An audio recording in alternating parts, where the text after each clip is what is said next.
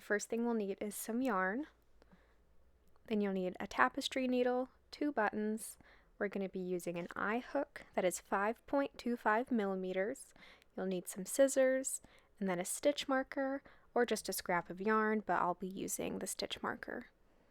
This is what the project will look like once it's finished. It's just a very simple oval shape with 2 buttons on each side. I consider this an intermediate pattern, and I'm going to assume you have some basic knowledge of crocheting, including making a slip stitch and knowing how to make the single crochet stitch. To start things off, I'll make a slip stitch. I'm speeding up a few parts of the video like this one, so if you need more time, feel free to pause the video until you're ready for the next step. Next, you'll be chaining 11, 1, 2, 3, 4, 5, 6, 7, 8, 9, 10, and 11. When we work our first set of single crochets, we're actually going to be working into the back bumps of the project. So if you turn your chain upside down, you'll notice that on the back side of each chain, there's going to be a little bump. You're just going to stick your hook right underneath that bump and single crochet like you normally would. In the second chain from the hook, we're going to go ahead and make our first single crochet and then place a marker right on the top of that stitch.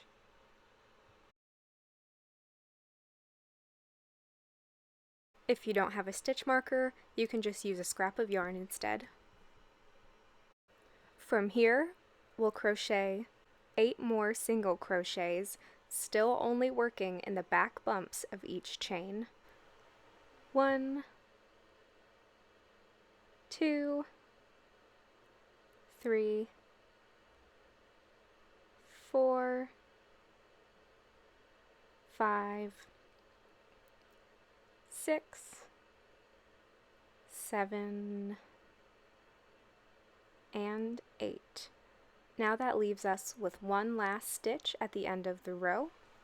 Once you find that last stitch on your project, you're going to crochet 3 single crochets in the same stitch. And there's 1, 2, and 3.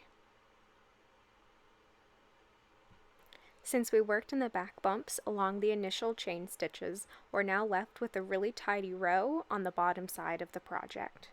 I like to weave in my ends as I go, so what I'm going to do is weave in that loose end as I crochet my next single crochets.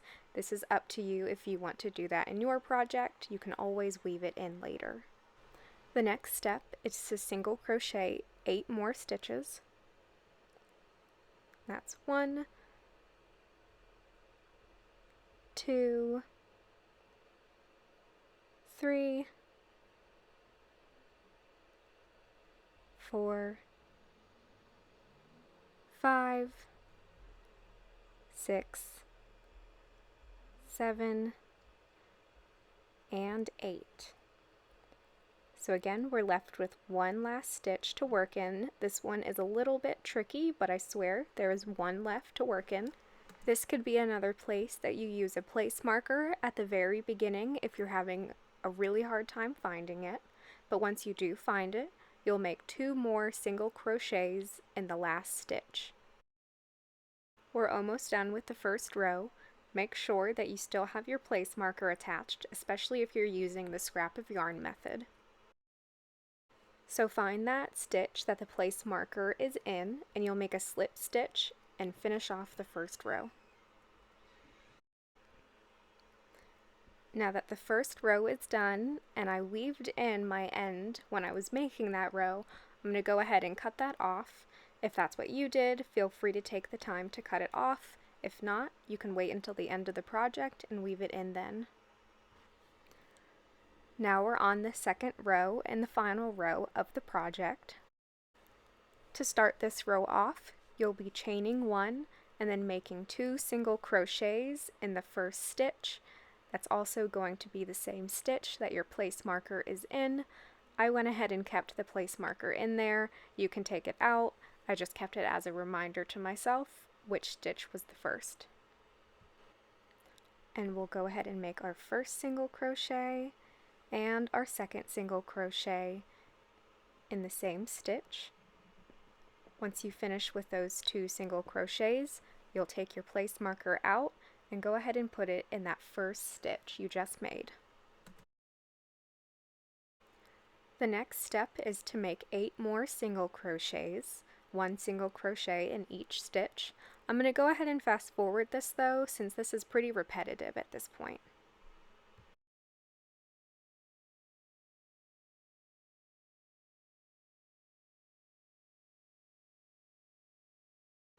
Now that we've completed the 8 single crochets, in the next stitch you'll do 2 single crochets in the same stitch. Now just 1 single crochet in this stitch. And then on the next we'll do 2 single crochets in the same stitch. This brings us to working alongside the bottom of the project again. Once you get to this point, you'll make 8 single crochets, and I'll meet you when I'm done with those.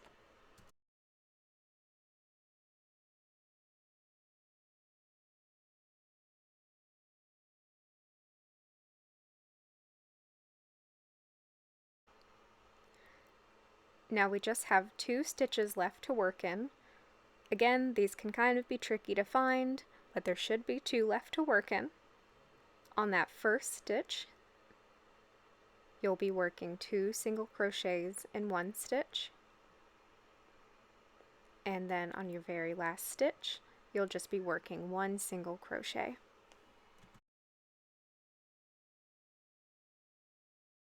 To end this row, do not slip stitch to the stitch marker like we did in the previous row.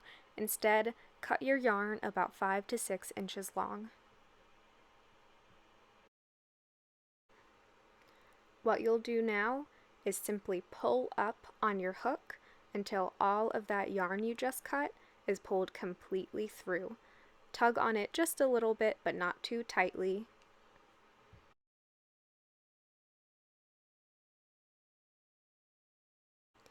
You'll need to insert your hook in the same stitch that your marker was in. Once your hook is through, you'll pull your tail end completely through that stitch.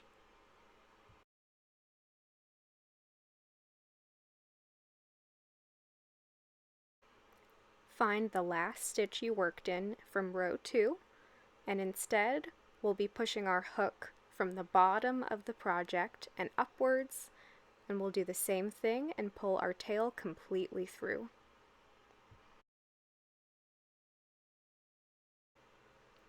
Now just tug on your tail end a little bit until your project looks neat.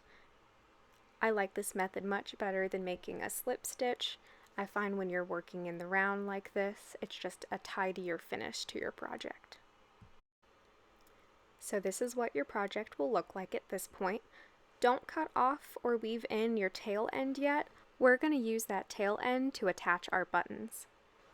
Go ahead and pause the video now and make sure you have both buttons and your tapestry needle for the next step. Before you start sewing your buttons on, just do a quick test to make sure your tapestry needle fits through the buttonholes. Mine's a little bit tough to get through, but not impossible. I'm going to speed through this fit as I attach the buttons onto my project. If for some reason your yarn isn't long enough to attach both buttons with, just go ahead and cut yourself a new piece of yarn. You'll just have a few more ends to weave in at the end.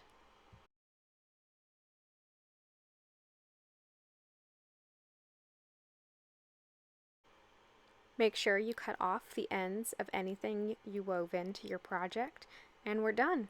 This is what it will look like, and I'll demonstrate how to put on a face mask using this ear protector. Thanks for watching, and I hope you enjoyed this crochet tutorial for making face mask ear protectors. Please let us know if you have any questions or need help with this pattern.